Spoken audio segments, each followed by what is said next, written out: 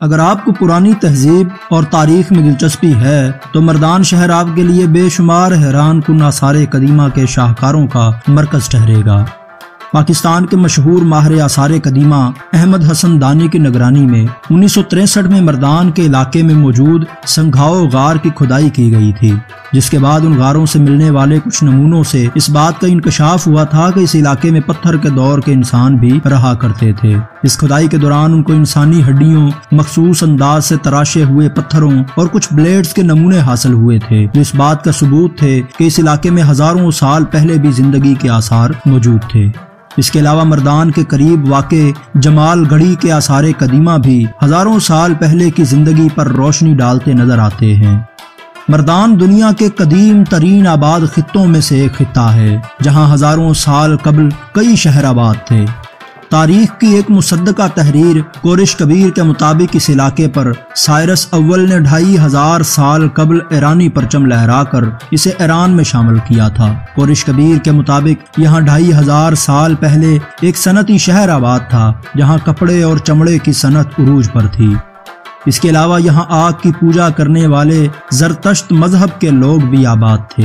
ہندو مت کی مقدس کتب میں بھی ہزاروں برس قبل مردان کی سرزمین پر آباد کئی بڑے شہروں کا ذکر ہے۔ یہ سرزمین ہندو مت کے کئی نامور بزرگ ہستیوں کی جنم بھومی کا درجہ رکھتی ہے۔ جدید تحقیق کے مطابق مردان میں شہباز گڑھی کے مقام پر ہی ہزاروں سال قبل ہندوؤں کا مقدس شہر ایودھیا آباد تھا، جو ہندو تحریروں کے مطابق 4000 سال پہلے بھی ایک عظیم الشان فصیل بند شہر تھا۔ 1500 سال پہلے نامور چینی سیاح ہیون سانگ نے اس شہر پر تحقیق کی تھی اور اپنی تحریر میں اس شہر کو بدھ مت مذہب کی ایک عظیم ہستی شہزادہ سدن کی جائے پیدائش بھی بتایا ہے۔ مردان شہر کا علاقہ سدن آج بھی شہزادہ سدن کی جلا وطنی کے دن کاٹنے کی جگہ کے باعث اسی کے نام سے منسوب کیا جاتا ہے۔ شہباز گڑھی، جس کا پرانا نام لنگر پور بھی تھا، یہ وہی مقام ہے جہاں 2000 سال قبل یونانی شہزادے ڈیمرس کو یوکریٹائڈس نے تاریخی جنگ میں قتل کیا تھا۔ یہ وہی جگہ ہے جہاں اشوک اعظم کے فرمان بھی بڑی بڑی چٹانوں پر ہیروشتی میں تحریر ہیں۔ اس شہر کو 1600 سال پہلے سفید ہنوں نے تباہ و برباد کر کے یہاں کے ہزاروں شہریوں کو دریائے سندھ کے کنارے لے جا کر ذبح کر دیا تھا۔ ترک شاہی دور میں یہ شہر پھر آباد ہوا، جو محمود غزنوی کے ہاتھوں دوبارہ تباہی سے دوچار ہوا تھا۔ حضرت عیسیٰ علیہ السلام سے 1800 سال پہلے یہ علاقہ گندھارا تہذیب کا حصہ بھی رہا ہے۔ گندھارا تہذیب میں ہند آریائی لوگ بھی شامل تھے، جنہوں نے بر صغیر پر کئی حملے کر کے اسے اپنی مکین گاہ بنایا تھا۔ اس کے بعد مردان کا علاقہ گندھارا کی بدھ مت سلطنت کے پاس بھی رہا ہے، جن کی باقیات آج بھی ٹیکسلا میں دیکھی جا سکتی ہیں۔ ہندو مت کی تحریروں میں مردان میں تخت بھائی کے مقام پر وراٹ نگر کے نام سے ایک عظیم الشان فصیل بند شہر کا ذکر بھی موجود ہے، جو نامور آریان سردار راجہ وراٹ نے آباد کیا اور اپنی ریاست کا دارالخلافہ بنایا تھا۔ راجہ نے اس شہر میں بلند و بالا عمارتیں اور باغات تعمیر کیے تھے۔ شہر کے لیے دریائے سوات سے ایک پختہ نہر کے ذریعے پانی پہنچایا گیا، جس کے سبب وراٹ نگر سرسبز و شاداب باغات اور کھیت کھلیانوں کا شہر بن گیا۔ وراٹ نگر کشان کے دور میں بھی ایک بین الاقوامی علمی مرکز تھا، جہاں ایک انٹرنیشنل یونیورسٹی کے آثار آج بھی تخت بھائی کے آثار قدیمہ کے نام سے موجود ہیں۔ اس تاریخی مقام کو انٹرنیشنل ہیریٹیج کی فہرست میں شامل کیا گیا ہے۔ قدیم تحریروں میں مردان کی سرزمین پر کوڈی نگر، پونی پور، کلپانی اور منندر نامی شہروں کے آباد ہونے کا ذکر بھی ملتا ہے، جن میں سے اب صرف پونی پور غوطی مردان کے نام سے آباد ہے۔ قدیم کلپانی نامی شہر کے نام سے اب یہاں صرف ایک نالہ ہے جو مردان کے وسط میں سے گزرتا ہے۔ سدم میں ایک کڑا مار نامی پہاڑ بھی موجود ہے، جو ہندو مت اور بدھ مت کے علاوہ زرتشت پیروکاروں کے لیے بھی ایک مقدس مقام کی حیثیت رکھتا ہے۔ زرتشت مذہب کی ایک نشانی ایک آتش کدے کے طور پر آج بھی کڑا مار پہاڑ پر موجود ہے۔ اس مقدس پہاڑ سے کئی دیو مالائی داستانیں بھی منسوب کی جاتی ہیں۔ یہ پہاڑ پیار اور محبت کی ایک لوک داستان یوسف خان شیر بانو کے حوالے سے بھی مشہور ہے۔ علاقہ سدم میں ایک اور مقدس پہاڑ سیکرا بھی ہے جہاں آج بھی ہندو مت اور بدھ مت کے آثار قدیمہ موجود ہیں۔ یہاں کثیر سمیستا کے نام سے بدھ مت کے دور کی ایک غار بھی موجود ہے جہاں بدھ مت مذہب کے پیروکار عبادت کیا کرتے تھے۔ یہ ایک پراسرار اور خوبصورت غار ہے جس میں ایک تالاب بھی موجود ہے جس میں بارش کا پانی اکٹھا ہوتا ہے۔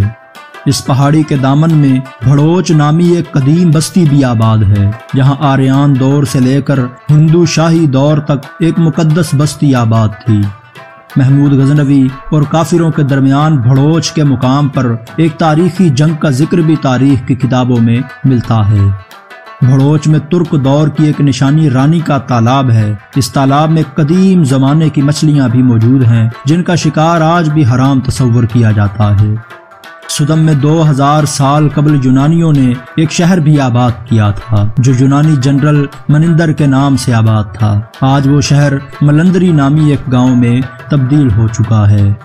یہ وہی مقام ہے جہاں 1586 میں مغل بادشاہ اکبر اور یوسف زئی کے درمیان تاریخ کی ایک خون ریز جنگ لڑی گئی تھی جس میں اکبر کے دستے راست اور مشہور رتن راجہ بیربل سمیت 40,000 سے زائد مغل فوجی ہلاک ہوئے تھے، اور اس جنگ میں مغلوں کو تاریخ کی ایک بدترین شکست کا سامنا کرنا پڑا تھا۔ 10ویں صدی عیسوی میں مردان کے علاقے پر سلطان سبکتگین کی حکومت قائم ہوئی جس نے راجہ جے پال کو شکست دی تھی۔ اس کے بعد سبکتگین کے بیٹے محمود غزنوی کے ہاتھ حکومت کی باغ دوڑ آئی اور اس نے اس علاقے کو اندرون ہندوستان کے لیے بطور راہداری استعمال کیا تھا۔ محمود غزنوی اور شہاب الدین غوری کی مہمات کی وجہ سے ترک دور میں تعمیر ہونے والا یہ شہر پھر سے بے چراغ ڈھیریوں کی صورت اختیار کر گیا۔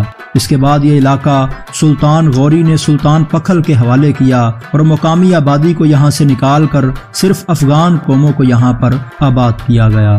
سلطان پکھل کی وفات کے بعد اس علاقے میں اقتدار کے لیے پھر سے رسا کشی شروع ہوئی اور مردان شہر پھر سے ان جھڑپوں سے متاثر ہوا۔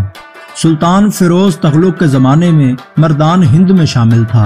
اسی دور میں حاکم کشمیر سلطان شہاب الدین نے حملہ کر کے فیروز تغلق کے گورنر کو سوابی کے قریب شکست دے کر مردان پر دریائے کابل تک کشمیر کا پرچم لہرا دیا۔ سید میر علی ہمدانی نے فیروز تغلق اور سلطان شہاب الدین کے درمیان صلح کروائی اور دونوں کے درمیان ازدواجی رشتے استوار کر کے اس تنازع کا ہمیشہ کے لیے خاتمہ کر دیا اور مردان ایک عرصے تک کشمیر کا حصہ بھی رہا۔ تیمور کی یلغار کے وقت یہ علاقہ کشمیر کے سلطان سکندر بت شکن کا علاقہ تھا۔ سکندر نے تیمور کی اطاعت قبول کر کے اپنے ایک بیٹے کو یرغمالی کے طور پر تیمور کے حوالے کیا اور مردان کو تاتاریوں کی تباہ کاریوں سے بچا لیا۔ تیمور کے عہد میں مردان کشمیر کا حصہ نہیں رہا تھا بلکہ کابل کے شہنشاہ کے پاس 1500 عیسوی تک موجود رہا۔ اس کے بعد یوسف زئی قبیلہ اس علاقے پر قابض ہو گیا۔ 1581 میں مغل شہنشاہ اکبر نے حملہ کر کے مردان کو ہندوستان کی مغل سلطنت کا حصہ بنا لیا۔ اس سے مغلوں اور یوسف زئی کے درمیان نہ ختم ہونے والا ایک سلسلہ شروع ہوا جو 1586 تک جاری رہا، جس میں مغلوں کو بھاری جانی اور مالی نقصان اٹھانا پڑا۔ ان جنگوں میں خوشحال خان خٹک کے والد اور دادا مغلوں کی جانب سے لڑتے ہوئے مردان میں یوسف زئی کے ہاتھوں قتل ہوئے تھے۔ تاہم مردان پر مغلوں کی سلطنت اب بھی قائم تھی لیکن برائے نام۔ اکبر کے بعد جہانگیر شاہ جہان کے دور میں بھی یوسف زئی اور مغلوں کے درمیان جنگوں کا سلسلہ جاری رہا۔ تاہم مغل اورنگزیب کے دور میں ان جنگوں میں تیزی آئی اور اورنگزیب مردان میں لنگر کوٹ کے نام سے ایک قلعہ بنانے میں کامیاب ہو گیا۔ 1738 میں پشاور اور مردان کا علاقہ مغل بادشاہوں نے نادر شاہ کے سپرد کر دیا، جس کے بعد مغل سلطنت کا اس علاقے سے خاتمہ ہوا۔ 1814 اور 22 میں سکھ راجہ رنجیت سنگھ نے جنگ نوشہرہ میں مردان، اٹک اور پشاور کو فتح کر لیا، جس وجہ سے یہ سارا علاقہ کچھ عرصہ کے لیے سکھوں کی حکومت کا حصہ بھی رہا تھا۔ لیکن اس کے بعد انگریزوں نے 1837 سے لے کر 1846 تک مقامی قبائل کی مدد سے سکھوں کو شکست دی اور اس علاقے پر برطانوی راج قائم ہوا۔ برطانوی راج کے آغاز میں مردان کا نام تحصیل یوسف زئی تھا جو بعد میں بدل کر تحصیل مردان بنا دیا گیا۔ میجر لارنس اس سارے علاقے کا پہلا ڈپٹی کمشنر تعینات کیا گیا تھا۔ اس وقت تک پشاور، اٹک اور مردان کا علاقہ پنجاب حکومت کے پاس تھا، لیکن پھر NWF کے نام سے 1909 میں نیا صوبہ وجود میں لایا گیا اور مردان کو ضلع کا درجہ دے کر اس صوبے میں شامل کر لیا گیا۔ اسی دوران پاکستان میں ہندو مسلم علیحدگی کی سرگرمیاں شروع ہوئیں، جن کے نتیجے میں پاکستان مارز وجود میں آیا۔ مردان شہر بھی زیادہ مسلم آبادی ہونے کی وجہ سے پاکستان کے حصے میں آیا تھا۔ تو دوستو، یہ تھی مردان کی تاریخ کے بارے میں کچھ معلومات۔ امید کرتے ہیں آپ کو یہ مردان کی تفصیلی ویڈیو پسند آئی ہوگی۔ اگر پسند آئی ہو تو لائک اور شیئر ضرور کیجیے گا۔ ہماری اگلی ویڈیو بنوں شہر پر مشتمل ہوگی۔ اس کے ساتھ ہی نوید احمد فسانہ کو اجازت دیجیے۔ خدا حافظ۔